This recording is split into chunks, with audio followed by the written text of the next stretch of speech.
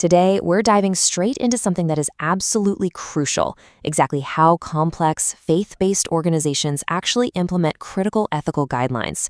Drawing on the curriculum from the Good Shepherd Ecumenical Seminary Certificate in Church Administration, we're going to demystify how church safeguarding policy works. We're going to see how these institutions bridge that massive gap between high-minded theology and the nitty-gritty, everyday reality of keeping people safe. Okay, let's dive right into this. How does a church actually protect the vulnerable? Well, you can't just cross your fingers, hope for the best, or rely completely on the good intentions of a congregation, right? In risk management, there's this really helpful concept called the Swiss cheese model. Think of safeguarding as this dynamic system made up of overlapping layers of defense. Every single layer, whether that's a background check, a training session, or a reporting rule, has some natural holes or weaknesses in it, just like a slice of Swiss cheese. But when you stack multiple slices together, the gaps in one layer are caught by the solid parts of another. So today, we're going to look at exactly what those slices are in a church setting. Here is a quick roadmap for our explainer today. We'll be hitting 1. The safeguarding mandate. 2. The core policy rules. 3. Managing staff and volunteers. 4. Safety and practice. And finally, 5. Building an ethical culture. Let's get to it. Section 1. The safeguarding mandate. Because before we can really dig into the how of all these procedures, we absolutely have to understand the why. So, what is a safeguarding policy? It's defined as an internal policy informed by both canon law and civil law designed to protect children and vulnerable adults from abuse or exploitation within church programs. The most important thing to grasp here is that a church doesn't just operate under one simple set of rules. It's dealing with overlapping legal systems. This makes safeguarding this really unique intersection of external civil obligations, what the state requires, and internal ecclesiastical discipline, which is what the church's own canon law demands.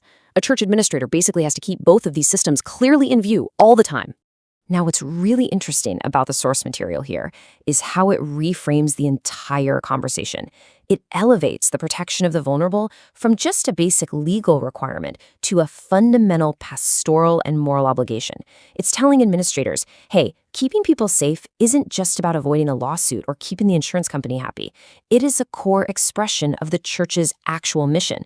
Honestly, if a church fails at this, it's essentially failing at its basic pastoral mandate. Section 2. The core policy rules. We've established the why, so let's shift gears and look at the actual non-negotiable mechanisms, those rigid layers of our Swiss cheese defense system. If you look under the hood of these policies, you're going to find 4 essential pillars. These are basically the load-bearing walls of the whole system. First, we have screening, running thorough background checks on all clergy, staff, and volunteers who work with vulnerable groups. Second is training, providing ongoing mandatory education so everybody actually knows what to look for. Third, reporting procedures, establishing these crystal clear, widely known steps for raising concerns without any fear of retaliation and cooperating fully with civil authorities. And fourth, the 2-adult rule. Let's talk about the 2-adult rule for a second, because it is just brilliantly practical. It protects both the children and the adults who serve them. The logic here is totally solid. By requiring at least 2 adults in any setting with children, like say a youth group trip or a Sunday school classroom, you literally eliminate isolated one-on-one situations. This obviously protects the vulnerable from potential bad actors for sure, but it just as importantly protects your innocent volunteers from false allegations or simple misunderstandings. It's a dual-layered shield that genuinely benefits absolutely everyone involved. Moving right along to Section 3, managing staff and volunteers. Because let's be real, the best policies on paper are totally useless unless you have the human resources to actually enforce them. Look at exactly where our safeguarding pillars fit right into the standard volunteer management cycle. In step 2, recruit and screen, that's where we apply those background checks. Before a volunteer is ever handed a shred of responsibility, they have to pass through this gate. Then, in step 3, we train for safeguarding. They aren't just learning how to run a bake sale. They are actively taught the church's safety protocols. This structured onboarding ensures that safety isn't just some afterthought, it's literally built into the DNA of how the church brings people on board. And that brings us to a strict, non-negotiable standard. Background checks and safeguarding training can never be waived for convenience or familiarity. This right here is where systems so often break down. Someone inevitably says, oh, come on, we don't need to run a background check on Bob. He's been attending this parish for 20 years. But relying on familiarity creates a massive, massive vulnerability. In risk management, this is known as familiarity bias, that dangerous psychological trap where we assume that because we know someone in a friendly, communal setting, they're just inherently safe everywhere. True stewardship means stripping that bias away entirely and applying the rules to everyone every single time. No exceptions. Section 4. Safety in Practice. Now it's time to see how all these rigid rules are actually applied in dynamic, highly complex situations. Administrators have to anticipate legal and compliance issues way before they become full-blown crises. Take the annual legal review. This means proactively sitting down, ideally with legal counsel, to review your insurance and your policies every single year. Then you've got rigorous event planning. When a church organizes a huge public festival, they can't just be thinking about the food vendors. They have to review crowd safety, pull the right civil permits, and assess physical risks. And finally, documenting everything.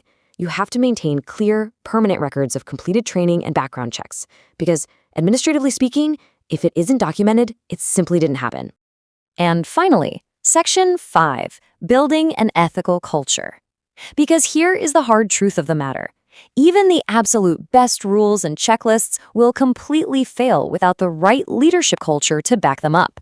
This brilliantly illustrates the massive cultural divide that determines whether a safeguarding policy actually works or just sits on a shelf. On one side, you have a culture of silence in the face of wrongdoing. This is a toxic environment where institutional loyalty gets completely confused with silence, where people are terrified to speak up when something feels off. On the flip side, you have a culture where concerns are raised safely. Ethical leadership means actively replacing that toxic confusion with genuine transparency. It's leadership explicitly saying, hey, we want you to tell us if you see something wrong, and we have your back when you do. Ultimately, you can't substitute administrative systems for the character of the leaders applying them. The curriculum highlights 5 pillars of ethical leadership here: integrity, transparency, accountability, justice and fairness, and humility and service. Integrity is the bedrock. It's the consistency between what a leader preaches and what they actually do behind closed doors. These pillars are literally the glue holding the entire safeguarding policy together. A church can have all the greatest policies written down, but without transparent, accountable leadership to execute them fairly, the whole thing will just crumble under pressure. Which leaves us with this really vital question. Is your community safety built on trust alone or on transparent accountability? Look, trust is a wonderful thing, but it is not a safeguarding strategy. As we've seen today, true protection requires overlapping layers of clear rules, rigorous training, and a culture of absolute transparency. I challenge you to look at the organizations you're a part of, whether that's a church, a school, or a local volunteer group, and ask yourself this very question. Thank you so much for joining me for this explainer, and keep learning.